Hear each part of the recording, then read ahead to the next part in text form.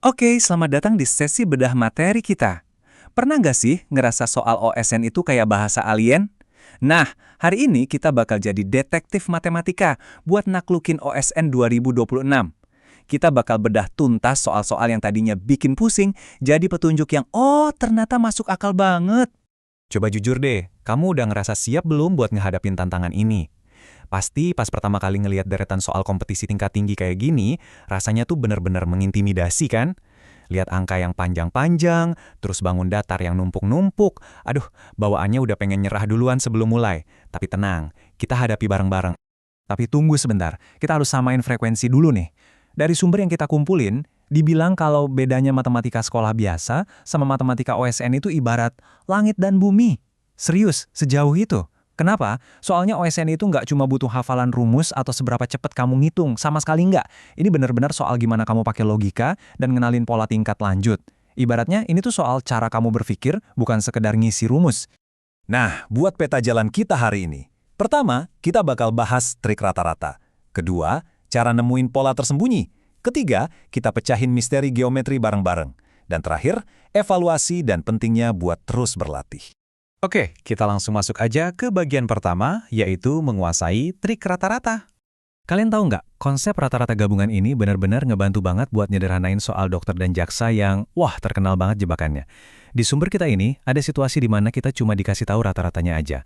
Bayangin, rata-rata umur dokter 35 tahun, jaksa 50 tahun, terus rata-rata gabungan mereka berdua itu 40 tahun. Sekilas kayak, kurang info nih, kok gini doang? Tapi justru disitulah letak seninya. Kuncinya di sini tuh kita pakai langkah-langkah aljabar yang simple aja, pelan-pelan, biar gak pusing sendiri di tengah lautan angka pas nyari variabel yang hilang. Kita tinggal susun persamaannya dari rumus rata-rata gabungan tadi, kita masukin total umur dokter, ditambah total umur jaksa, terus disamain sama rata-rata gabungannya. Tinggal kali silang, terus kumpulin deh variabel yang sama di satu sisi. Gampang kan? Dan tebak apa yang terjadi? Poin paling krusialnya adalah, setelah kita pisahin variabelnya, yang hasil akhirnya 10J sama dengan 5D, boom, kita langsung dapat rasionya. Ternyata jumlah dokter berbanding jaksa itu pas banget, 2:1. Gila kan? Misteri statistik yang kelihatannya ribet tadi, selesai cuma dengan ngotak-ngatik konsep rata-rata yang sederhana. Lanjut yuk ke bagian 2. Kita bakal fokus ke gimana cara menemukan pola tersembunyi. Oke, sekarang kita simpen dulu ya aljabarnya, kita beralih ke logika murni. Coba perhatiin deret angka ini, 3, 7, 15, terus 31. Nah, buat nyari angka ke-6, yaitu 127, kamu nggak perlu ngitung manual satu-satu sampai keriting jarinya. Nggak gitu mainnya. Ini tuh murni soal ngeliat apa sih trik dibalik angka-angka ini. Kalau kamu jeli, polanya itu cuma angka sebelumnya, dikali 2, terus ditambah 1. Udah, gitu aja. Pola itu bener-bener kayak sandi rahasianya matematika. Dan asal kamu tahu, logika yang sama persis bisa dipakai buat soal bentuk bangun datar. Misalnya nih, kamu disuruh nyari bentuk ke-100 dari sebuah urutan yang polanya berulang setiap 7 bentuk. Ya kali kamu mau gambar sampai 100 kali, pegel dong. Cara cepetnya, bagi aja 100 sama 7, nanti kan sisa 2 tuh. Nah, sisa 2 ini langsung jadi kunci rahasianya, yang ngasih tahu kita kalau jawabannya adalah bentuk urutan kedua yaitu belah ketupat. Jauh lebih praktis kan? Sekarang kita masuk ke bagian ketiga, memecahkan misteri geometri. Di geometri ini, rahasia paling utamanya adalah ngebayangin ada bentuk yang sembunyi di dalam bentuk lain.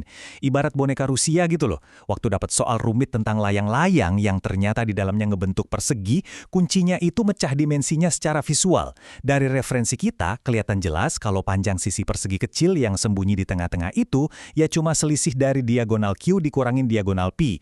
Coba deh imajinasikan garis-garisnya menyatu, pasti kamu bakal langsung ngeh. Nah, pas kamu udah dapat sisi perseginya itu 2/2, ya udah tinggal dikuadratin aja buat nyari luasnya.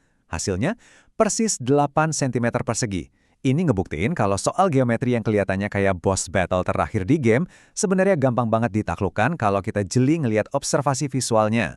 Logika yang sama juga kepake banget di soal-soal lain. Misalnya nih, ada soal tentang semut yang mau nyari rute paling pendek buat nyebrangin lapangan berbentuk lingkaran. Diameternya 140 cm, berarti jari-jarinya 70 cm ya. Buat tahu rute terpendeknya, kamu tinggal terapin logika keliling lingkaran aja. Kamu bisa dengan gampang nyimpulin rute mutlak terpendeknya dengan ngebandingin panjang lintasan kalau si semut jalan melengkung sama kalau dia motong lurus. Intinya, jangan sampai kecoh sama bentuk lingkarannya, fokus aja sama angkanya. Dan kita sampai di bagian keempat sekaligus yang terakhir, yaitu evaluasi dan terus berlatih. Kalian tahu, di ajang sebesar Olimpiade, bikin salah itu wajar banget. Kesalahan itu bukan akhir segalanya, malah itu peta yang nuntun kita buat lebih paham. Ada satu kutipan Albert Einstein yang bagus banget dari materi kita ini. Intinya ngingetin kita kalau nilai sejati dari ngerjain soal matematika itu bukan cuma buat ngejar nilai ujian tertinggi. Tapi ini tuh proses luar biasa buat ngebentuk pikiran kita biar jadi lebih analitis, tajam, dan yang paling penting, bernilai. Jadi setelah kita bahas semua ini, pertanyaannya tinggal satu buat kamu, sang pembelajar yang luar biasa, dari semua alat investigasi yang udah kita pelajarin. Misteri OSN mana nih yang mau kamu sikat duluan hari ini?